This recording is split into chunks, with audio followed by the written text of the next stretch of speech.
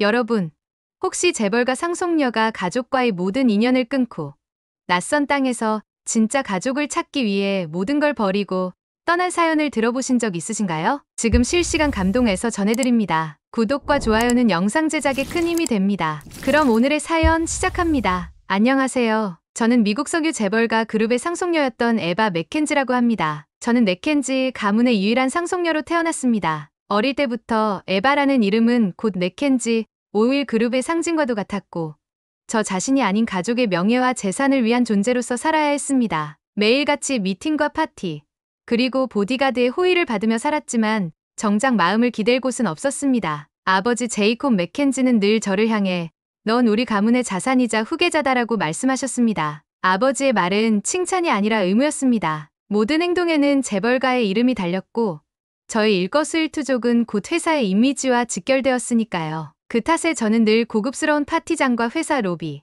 그리고 비즈니스 미팅 속에서 상속녀라는 껍데기를 쓰고 살아야 했습니다. 그렇게 숨이 막히던 어느 날, 회사에서 진행하는 자원봉사 프로그램의 일환으로 오클라호마에 갔을 때였습니다. 극심한 한파로 난방비를 내지 못해 동네 전체의 가스 공급이 끊겼다는 이야기를 들었습니다. 회사 차량을 타고 현장을 둘러보다가 허름한 아파트 앞에서 떨고 있는 노부부를 만났습니다. 제발 도와주세요. 너무 추워서 살려주세요. 얼굴이 파랗게 질린 할머니의 눈동자가 지금도 생생합니다. 그분들은 방 한 칸에서 서로를 끌어안고 낡은 담요 하나에 의지한 채 한기를 버티고 계셨습니다. 그 모습을 보자마자 눈물이 왈칵 쏟아졌습니다. 저는 차에서 내려 보안팀을 제지하고 그분들에게 다가갔습니다. 괜찮으세요? 지금 바로 병원에 연락하겠습니다. 손을 꼭 잡았지만 손끝이 얼음장처럼 차가워서 눈물이 멈추질 않았습니다. 급히 병원으로 이송 조치를 하고 회사에 난방비를 즉시 지원하라고 지시했지만 그날 밤 아버지와 저녁 식탁에서 마주쳤을 때 일이 터졌습니다. 에바, 너 오늘 뭐 한 줄 알아? 회사 예산을 개인적으로 썼다고? 이건 규정을 위반한 거다. 아버지, 사람들이 얼어 죽어가고 있었어요. 도와드리는 게 당연한 거잖아요. 그 사람들은 돈을 안 냈어. 세상은 그렇게 굴러가. 돈이 없으면 아무것도 할 수 없어. 그 순간 숨이 막혔습니다. 그동안 가문에서 배운 건 사람보다 돈이 전부라는 사실뿐이라는 걸 다시 깨달았습니다. 아버지, 사람이 먼저 아니에요?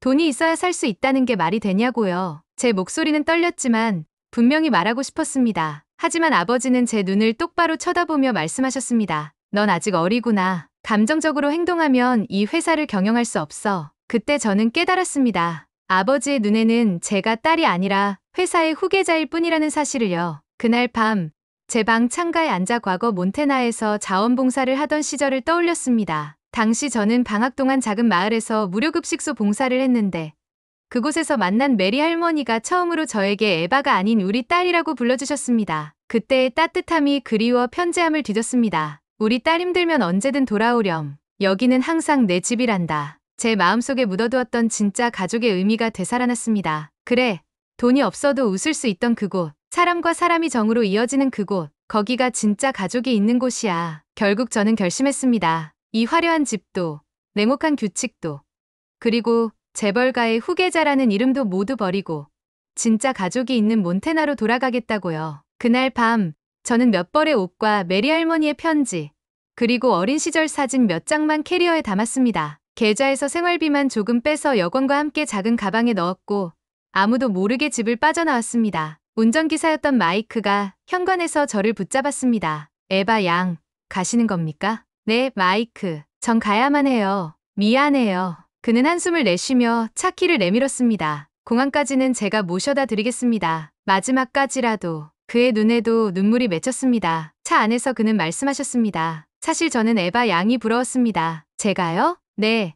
다른 세상을 경험해 보셨잖아요. 저는 평생 이 집안에서만 살았는데 에바 양은 진짜 삶이 뭔지 아시는 것 같아서요. 그 말에 저도 울컥했습니다. 고마워요, 마이크. 고마워요. 공항에 도착했을 때 마이크는 작은 봉투를 주셨습니다. 비상금입니다. 많진 않지만 이게 제가 드릴 수 있는 작은 자유입니다. 저는 손을 꼭 잡으며 말했습니다. 고마워요. 평생 잊지 않을 거예요. 게이트로 들어서기 전 수십 통의 부재중 전화가 쏟아졌습니다. 아버지, 어머니, 이사님, 언론사까지. 하지만 저는 받지 않았습니다. 대신 메리 할머니께 메시지를 남겼습니다. 할머니, 저예요. 이제 집으로 가요. 진짜 집으로. 그 공항 대합실의 네온사인이 희미하게 빛나며 저를 비춰주었습니다. 이제부터가 진짜 삶의 시작이야. 그렇게 저는 가족의 명예라는 이름표를 떼어내고 진짜 가족을 찾기 위해 몬테나로 향했습니다. 몬테나주 미줄라에 도착한 순간 차가운 겨울바람이 제 뺨을 스쳤습니다. 모스크바의 차가움과는 달리 그 바람에는 왠지 모를 따뜻함이 느껴졌습니다. 공항에서 택시를 잡아타고 메리 할머니 댁으로 향하는 동안 제 가슴은 설렘과 두려움으로 벅차올랐습니다. 택시 기사님이 물으셨습니다. 여행 오셨나요? 아니요. 집에 가는 길이에요. 그 말이 입에서 나오자마자 제 눈가가 뜨거워졌습니다. 낡은 목조 주택들이 늘어선 골목길을 지나자 언젠가 자원봉사 활동을 했던 그 마을의 풍경이 하나 둘씩 떠올랐습니다. 작은 카페, 구멍가게, 그리고 골목 어귀마다 눈이 쌓여 있었지만 그 안에는 사람 냄새가 묻어있는 듯했습니다. 차가 멈추자 낡은 2층 집 앞에 서 계신 메리 할머니가 보였습니다. 제가 올 줄 아셨는지 두 팔을 벌려 저를 반겨주셨습니다. 우리 딸, 드디어 왔구나. 모든 불안이 눈 녹듯 사라졌습니다. 할머니, 저는 할머니의 품에 안겨 한참이나 울었습니다. 할머니의 체온이 제게는 세상에서 가장 따뜻한 담요 같았습니다. 집 안은 예전 그대로였습니다. 낡은 벽난로가 있었고 벽에는 저와 할머니가 함께 찍은 사진들이 여전히 걸려 있었습니다. 작은 부엌에는 허름한 식탁이 있었지만 그 식탁에서 할머니와 함께 나눈 따뜻한 식사가 그리워졌습니다. 춥지? 일단 따뜻한 차 한 잔 마시자. 할머니께서 내어주신 허브차 한 잔에 몸이 풀리는 것 같았습니다. 며칠 동안 할머니 댁에서 머물며 한국어로는 정이라고 부를 수 있는 이곳 사람들의 온정을 다시금 느꼈습니다. 마을 사람들은 저를 외국인으로 대하지 않으셨습니다. 에바 양, 오랜만이네요. 여전히 예쁘네요. 이제 여기서 살 거라며? 잘 왔어요. 우리가 가족이니까. 그분들의 따뜻한 인사 한마디가 얼었던 마음을 녹였습니다. 마을 카페를 운영하시는 사라 아주머니와도 다시 만나게 되었습니다. 에바, 세상에, 내가 돌아올 줄이야. 잘 왔어. 잘 왔어. 사라는 늘 환한 미소로 사람들을 맞이하는 분이셨죠. 사라, 저 다시 돌아왔어요. 이제 여기서 살 거예요. 좋아. 그럼 카페 도와줄래? 마을 사람들도 반가워할 거야. 저는 사라의 카페에서 종종 러시아 차를 내리고 마을 사람들에게 러시아식 간단한 디저트를 소개하기도 했습니다. 맥켄지 오일 그룹 상속녀라는 타이틀이 아니라 에바로서 사람들과 마주할 수 있다는 게 얼마나 자유로운지 처음으로 깨달았습니다. 그러던 어느 날 카페에서 일을 마치고 돌아오는 길에 변호사 사무소 간판이 눈에 들어왔습니다. 문득 미국 내에서의 체류 자격이 걱정되었습니다. 저는 바로 문을 두드렸습니다. 안녕하세요. 혹시 이 지역에 정착하려면 어떤 비자가 필요할까요? 마이크 변호사님이 반갑게 맞아주셨습니다. 에바 양? 제가 소문 들었어요. 맥켄지 오일 그룹 상속녀 맞죠? 맞긴 한데 그 이름으로 살고 싶진 않아요. 그냥 에바로 살고 싶어요. 그분은 고개를 끄덕이시며 말씀하셨습니다. 에바 양 같은 경우엔 시민권 문제부터 살펴봐야 할 것 같네요. 장기 체류하려면 합법적인 신분이 중요하거든요. 저는 잠시 고민하다 말씀드렸습니다. 저 여기서 계속 살고 싶어요. 그리고 이곳에서 사람들과 함께하고 싶습니다. 그분은 따뜻한 눈빛으로 말씀하셨습니다. 걱정 마세요. 방법을 찾아봅시다. 그날 밤 할머니와 함께 벽난로 앞에 앉아 차를 마시며 하루를 정리했습니다. 할머니, 저 이제 여기서 진짜 가족이 되어도 될까요? 할머니는 제 손을 꼭 잡으시며 말씀하셨습니다. 당연하지. 내가 원하면 이곳이 내 집이고 내가 내 가족이지. 눈물이 왈칵 쏟아졌습니다. 며칠 후에는 마을 잔치가 열린다는 소식도 들었습니다. 저는 사라와 함께 잔치 음식을 준비하면서 한국에서 배웠던 파전도 만들어보고 싶어졌습니다. 할머니, 이거 제가 한국에서 배운 거예요. 같이 드셔보세요. 할머니께서는 놀라워하시며 말씀하셨습니다. 세상에,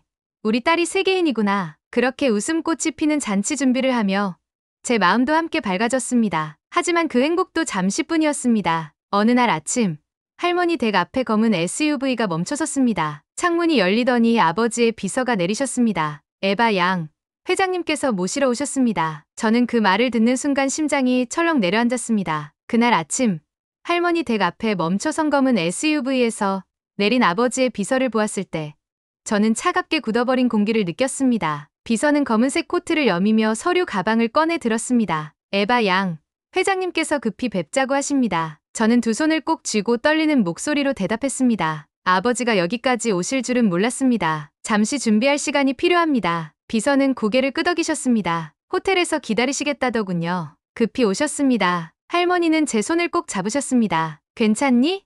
무슨 일 생기면 바로 전화하렴. 저는 고개를 끄덕이며 대답했습니다. 네, 할머니. 걱정 마세요. SUV에 올라타자 차 안은 묘하게 숨막히는 공기로 가득 찼습니다. 유리창 너머로 보이는 몬테나의 설경은 여전히 아름다웠지만 제 마음은 그 아름다움을 느낄 여유조차 없었습니다. 호텔 로비에 도착하니 아버지는 이미 앉아 계셨습니다. 예전처럼 꿋꿋이 앉아 서류를 넘기고 계셨습니다. 제가 다가가자 아버지는 고개를 들고 저를 바라보셨습니다. 에바, 내가 여기까지 나를 피할 줄 몰랐다. 그 목소리는 여전히 건의로 가득 차 있었습니다. 저는 숨을 고르고 의자에 앉았습니다. 아버지, 왜 오셨어요? 아버지는 눈가에 희미한 주름이 늘어난 모습이었지만 눈빛만큼은 여전히 냉철했습니다. 내가 한심한 선택을 하고 있다는 소식을 들었다. 가문의 명예를 더럽혔다. 돌아오면 모든 걸 원래대로 돌려놓겠다. 저는 고개를 저었습니다. 저는 더 이상 가족의 명예를 위해 살고 싶지 않아요. 제 삶을 살고 싶어요. 아버지는 잠시 침묵하시더니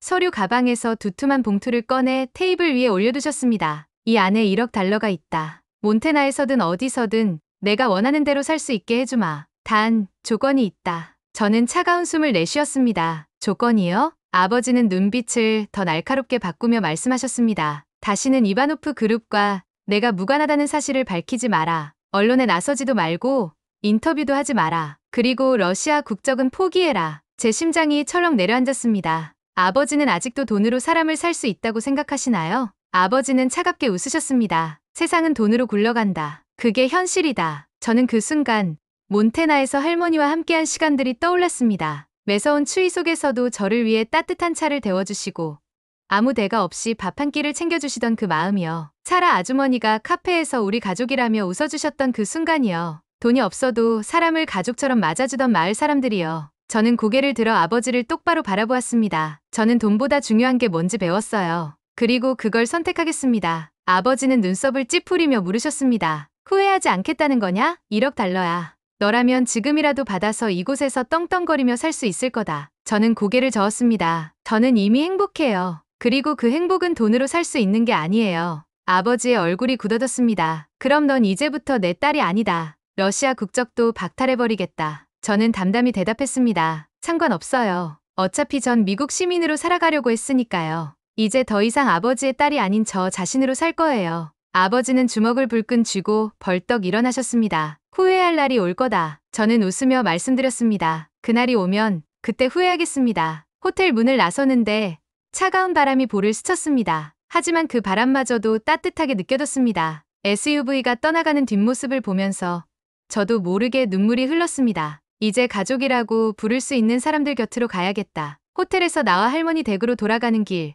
제 휴대폰으로 수십 통의 부재중 전화가 또다시 쏟아졌습니다. 언론사, 회사, 그리고 아버지까지. 하지만 이번에는 받지 않았습니다. 그 대신 메리 할머니께 메시지를 보냈습니다. 할머니, 저예요. 잘 다녀왔어요. 지금 집으로 가고 있어요. 그날 밤 할머니 댁에 도착했을 때 문 앞에서 할머니께서 저를 기다리고 계셨습니다. 우리 딸, 고생했지? 저는 할머니 품에 안겨 목 놓아 울었습니다. 할머니, 저 정말 힘들었어요. 하지만 이제야 알았어요. 돈보다 중요한 게 있다는 걸요. 할머니는 제 등을 토닥이며 말씀하셨습니다. 그래, 잘했다. 내가 옳은 선택을 한 거야. 그날 밤, 할머니 댁의 벽난로 불빛이 유난히 따뜻하게 느껴졌습니다. 저는 그 불빛을 바라보며 다짐했습니다. 돈보다 사람이 소중하다는 걸 세상에 꼭 보여주고 말겠다. 아버지의 마지막 제안을 거절한 후 저는 더 이상 맥켄지 오일 그룹의 상속녀가 아니었습니다. 러시아 국적도 박탈된다는 통보를 받았지만 이상하게도 마음은 한결 가벼워졌습니다. 더 이상 돈과 명예의 무게에 눌리지 않아도 된다는 자유가 느껴졌기 때문입니다. 메리 할머니 댁으로 돌아온 저는 문 앞에서 저를 기다리고 계신 할머니를 보고 왈칵 눈물이 쏟아졌습니다. 할머니, 저 이제 돌아왔어요. 그리고 제 자신으로 살기로 결심했어요. 할머니는 두 팔을 벌려 저를 안아주시며 말씀하셨습니다. 그래, 잘 돌아왔다. 이제부터 여기가 내 집이야. 그날 밤, 할머니 댁의 낡은 부엌에서 된장국 냄새 같은 훈훈한 향이 풍겨왔습니다. 할머니는 제게 오늘 저녁은 특별한 날이니까 내가 좋아하는 파스타도 만들어 봤어라고 웃으셨습니다. 식탁 위에는 소박하지만 정성 가득한 음식이 놓여 있었습니다. 저는 할머니와 둘러앉아 식사를 하면서 이렇게 따뜻한 밥상 앞에서 식사하는 게 얼마만인지 모르겠다고 생각했습니다. 며칠 후 지역 커뮤니티 센터에서 연락이 왔습니다. 에바 씨, 혹시 러시아 문화 강좌를 개설하실 생각 없으세요? 지역 주민들이 러시아에 관심이 많으시거든요. 저는 조금 놀랐지만 곧 미소가 번졌습니다. 네, 제가 해볼게요. 러시아 문화도 소개하고 한국 문화와도 연결해보고 싶어요. 그렇게 저는 에바 맥켄지라는 이름이 아닌 에바로서 몬테나 지역사회의 러시아 문화를 소개하는 강좌를 열게 되었습니다. 첫 강좌 날, 사라 아주머니를 비롯해 카페 손님들, 그리고 동네 어르신들까지 많은 분들이 오셨습니다. 에바 양, 러시아 요리는 뭘 만들어 볼 거예요? 보르시 만들어 볼까요? 비트가 들어간 빨간 수프인데 한국의 김치찌개처럼 따뜻한 음식이에요. 사람들은 호기심 어린 눈빛으로 제 이야기를 들어주셨고 저는 그 순간이 너무나 행복했습니다. 강좌가 끝나고 수강생 중 한 분께서 제 손을 꼭 잡으셨습니다. 에바 양, 오늘 수업 좋았어요. 그런데 궁금한 게 있어요. 어떻게 이렇게 밝게 살 수 있는지요?